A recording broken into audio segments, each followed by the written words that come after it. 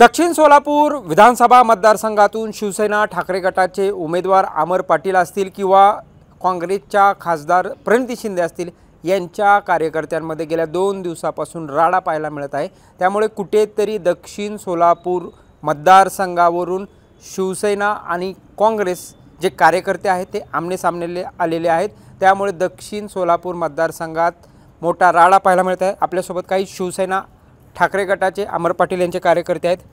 दादा, महाविकास आघाडी एकत्र मात्र तरीही असताना अशा प्रकारचा राडा का? असा राडा मी पहिल्यांदा सुशील कुमार शिंदे व आपले सोलापूरचे खासदार प्रणिती शिंदे यांचा मी जाहीर निषेध करतो।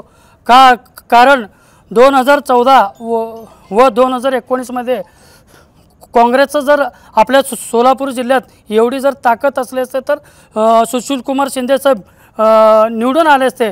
पण काँग्रेसची काही ताकद नसताना 2 वेळा भाजपने सुशील कुमार शिंदे यांचा पराभव केलेला आहे। आणि मी आपल्या आमचे नेते आणि आमचे मार्गदर्शक, आमचे पक्षप्रमुख, आमचे कुटुंब प्रमुख सन्माननीय उद्धवजी ठाकरे साहेब यांच्या आशीर्वादानं आणि ज्यावेळी संबंध महाराष्ट्रामध्ये महाविकास आघाडी झालं, या महाविकास आघाडीच्या माध्यमातून आपल्या सोलापूरच्या निवडून आलेले खासदार प्रणिती शिंदे यांना मी एवढं सांगू शकतो, आपल्या सोलापूर जिल्ह्यातील संबंध शिवसैनिकांनी आपल्याला मतदान केल्यामुळं आपण निवडून आलेलं आहे। आणि आपल्याला एवढंच सांगू इच्छितो मी, आपण महाविकास आघाडीचा धर्म पाळायला पाहिजे होता। आपण ते महाविकास आघाडीचा धर्म पाळला हां, आणि त्यांनी पाळलं नाही। आणि त्यांना आपल्या सोलापूरच्या खासदार प्रणिती शिंदेला लाज वाटायला पाहिजे होतं की त्यांनी अपक्ष आमदार यांना त्यांनी पाठिंबा दिलेला आहे। आणि मी त्यांचा जाहीर निषेध करतो। आणि अशा प्रकारे निषेध व्यक्त केलेला आहे। दादा, एकीकडे अमर पाटलांनी तयारी केली असताना त्यांच्या विरोधात महाविकास आघाडीचेच जे घटक पक्ष आहेत तुमचे उमेदवार दिला, त्यांना ऐनवेळी पाठिंबा दिला, कशा पद्धतीचं राजकारण? मला एकच सांगायचं आहे, महाविकास आघाडीच्या धर्मार्फत प्रणिती शिंदे खासदारला उभारले होते। या देशाचे माजी गृहमंत्री शिंदे साहेब आणि प्रणिती खासदार नुकत्याच 6 महिन्याखाली खासदार इलेक्शन झालं। आम्ही सगळं शिवसैनिकांनी अहोरात्र कष्ट करून माझ्या समाज उमेदवार असताना, राम स्वतः चरमगार समाज उमेदवार असताना आम्ही समाज नाही बघितला, पण ताईला एकमत निवडून दिलं। ते निवडून दिल्यानंतर ताईने एवढी तर जाणीव ठेवायला पाहिजे होती। आणि राहिली गोष्ट उद्धव साहेब मातोश्रीवरती जाऊन सुशीलकुमार शिंदे साहेबांनी उद्धव साहेबाचं टाईम घेतलं, जाहीर साहेब नियोजन केलं। जर उद्धव साहेब आले नसते तर तुम्ही म्हणला असं महाविकास आहे म्हणून, तरी उद्धव साहेब आले, महाविकास आघाडी धर्म पाळले। मग तुम्ही महाविकास आघाडी धर्म पाळला पाहिजे ना। मग महाविकास आघाडीमध्ये आम्हाला तिकीट दिले की नाही साहेबांनी? तिकीट दिल्यानंतर तुमच्या मनामध्ये काय निर्धारण झाला? तुम्ही अपक्षाला पाठबळ देत आहे। मग याचा अर्थ काय? संबंध महाराष्ट्रामध्ये महाविकास काम करायला, अकोल्यामध्ये महाविकास काम झाली, मध्यमध्ये झालं, उत्तरमध्ये, दक्षिणमध्येच का? आमचा रोष पण आहे ना आमचा उमेदवार दिला असताना तुम्ही जर आहे ना इलेक्शनच्या बूथ दिवशी तुम्ही मतदान दिवशी म्हणता की कार्ड दिला, पाठिंबा दिला, हे साफ चुकीचं आहे ना। हे अन्य आमच्यावर झालंच का नाही? जर आम्ही जर महाविकासाकडे काम केलं नसतं तर ते निवडून खासदार झाले असते का? हे त्यांनी विचार करायला पण आत्मपरीक्षण करण्याची गरज होती त्यांना।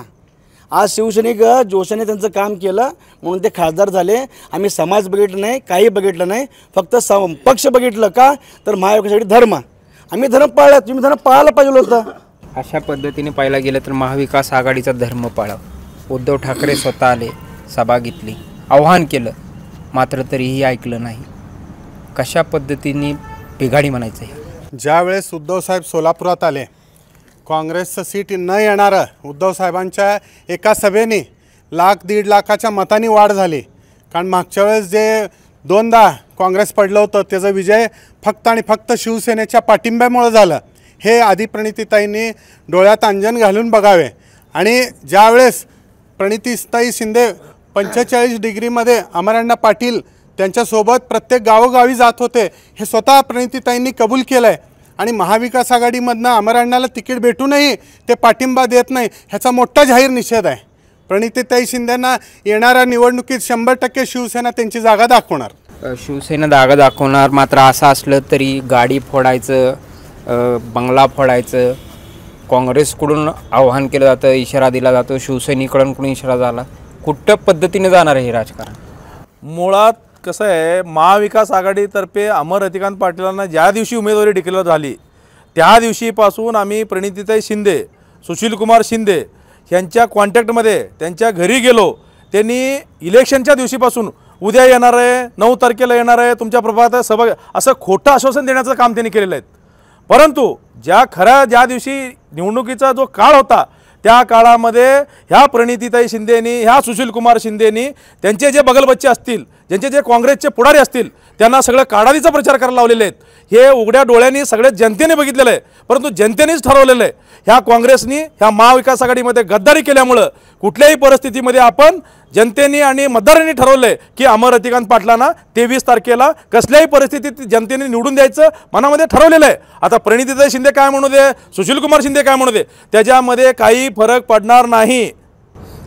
कुठेतरी रात्री आंदोलन केलं जातं, त्यानंतर काँग्रेसच्या पदाधिकाऱ्यांकडून आंदोलन केलं जातं. कुठेतरी महाविकास आघाडीतील कार्यकर्ते जास्तच आक्रमक झालेत असं वाटत नाही का? आक्रमकचा विषय नाही. ज्यावेळेस त्यांनी जे हे घोषित केलं, काल येऊन जे मतदारसंघामध्ये येऊन जे घोषित केलं, त्यामुळे शिवसैनिक आक्रमक झाले. शिवसैनिक आक्रमक झाले नव्हते. शिवसैनिक आपलं कामच करत होते, आपल्या भागात काम करत होते, प्रचार व्यवस्थित करत होते. काल ज्यावेळेस त्यांनी येऊन बोलले की आमचा पाठिंबा काढण्यात दिलेला आहे, त्यावेळेस शिवसैनिक आक्रमक झाले. अन्यथा शिवसैनिक कुठल्याही प्रकारे आक्रमक झाले नव्हते, कोणाविषयी चुकीचा शब्द बोलले नव्हते, ना प्रणिती शिंदेविषयी ना शरद कोणाविषयी चुकीचे शब्द बोलले नव्हते. पण ज्यावेळेस प्रणिती शिंदेने ही गोष्टी केली त्यावेळेस आमचे शिवसैनिक आक्रमक झालेले आहेत. देशाचे गृहमंत्री असताना त्यांचा पराभव झालेला आहे. त्या देशाच्या गृहमंत्रीला कळलं पाहिजे. इव्हन आज जे खासदार झालेत ते आमच्या शिवसैनिकाच्या मतानं झालेलं. आमचा वोट आजपर्यंत कधी काँग्रेसच्या मशिनीला गेला नाही आहे. शिवसैनिक म्हणून बोलतो की काँग्रेसच्या मशिनीला आमचा कधी गेला नाही आहे. पण आमच्या मातोश्रीचा आदेश आला की बाबांनो आपण महाविकास आघाडी धर्म पाळायचा, महाविकास आघाडी धर्म पाळायचा, म्हणून आम्ही मतदान केलं गेल्या वेळेस काँग्रेसला. अदरवाईज आम्ही काँग्रेसला आजवरी मतदान केलेलं नाही आहे. आणि भविष्यात शिवसैनिक म्हणून त्यांना मतदान जाणार नाही. काँग्रेसचा कुठलाही उमेदवार राहू दे त्याला मतदान जाणार नाही. एक कट्टर शिवसैनिकाचे असं आश्वासन पाहिला गेलं तर आपण हे होते. मात्र शरद कुळे असतील त्यांची भाषा, एकीकडे कार्यकर्त्यांची भाषाची पातळी पण खाली गेली. कशा पद्धतीचं राजकारण होणार आहे? बघा काय झालं आहे तर प्रणितीताईंना अचानकच साक्षात्कार झाला की धर्मराज काडादी हे महाविकास आघाडीचे उमेदवार आहेत त्यांच्यामध्ये. तर इतके दिवस प्रणितीताई कुठं होत्या, अज्ञातवासात होत्या का तर त्या प्रचाराला आलेल्या नाहीत. आणि आतून छुप्या पाठिंबा त्यांनी आजपर्यंत काडादींना दिला. बरं ठीक आहे, काडादींना पाठिंबा दिला. ज्यावेळेस तुम्हाला पाठिंब्याची गरज होती, तुम्हाला खासदार व्हायचं होतं, त्यावेळेस ते शिवसेनेसाठी सारखं आग्रही होत्या. शिवसेनेच्या पदाधिकाऱ्यांच्या मागं लागायच्या, पदाधिकाऱ्यांच्या मागं लागून बैठका लावायच्या. आम्ही नाही तेवढं काम केलं, त्यांच्याशी रात्रीचा दिवस केला. आणि ते सगळं विसरून त्यांनी अचानकपणे आम्हाला असं एक मेसेज दिला सगळ्या काँग्रेस कार्यकर्त्यांना की आपण धर्मराज काडादी यांच्या पाठीशी राहू. तोपर्यंत आमची पण भाषेची पातळी घसरलेली नव्हती. ज्यावेळेस प्रणितीताईंनी ही बाईट दिली त्यावेळेस आमच्या कुठंतरी भावना दुखावल्या गेल्या. महाविकास आघाडीचं काम त्यांच्याकडनं पाळलं गेलं नाही, म्हणून आमच्या भाषेत थोडासा बदल पडला. आणि शेवटी आम्ही शिवसैनिक आहोत आणि महाराष्ट्राला देखील माहिती आहे की शिवसैनिक कसा आहे. मैत्री केली तर तो शेवटपर्यंत निभावतो आणि दुश्मनी जरी केली तरी तो शेवटपर्यंत निभावतो. आता ताईंनी दोन्ही प्रकारे आता मैत्री करून पण बघितलं आहे. आता येणाऱ्या लोकसभेला पण ताईंना कळेल की शिवसैनिक नसल्यानंतर काय अवस्था होती ती. पाहिलं गेलं तर अशा प्रकारे सोलापूर लोकसभा असेल किंवा सोलापूर दक्षिण विधानसभा मतदारसंघ असेल, काँग्रेस पदाधिकारी असतील किंवा शिवसैनिकाचे पदाधिकारी असतील, कुठेतरी विश्वासघात केला आहे अशीच भावना सध्या शिवसैनिकांमध्ये आपल्याला दिसत आहे. कॅमेरामन अनिल कांबळेसह प्रीतम पंडित, न्यूज 18 लोकमत, सोलापूर.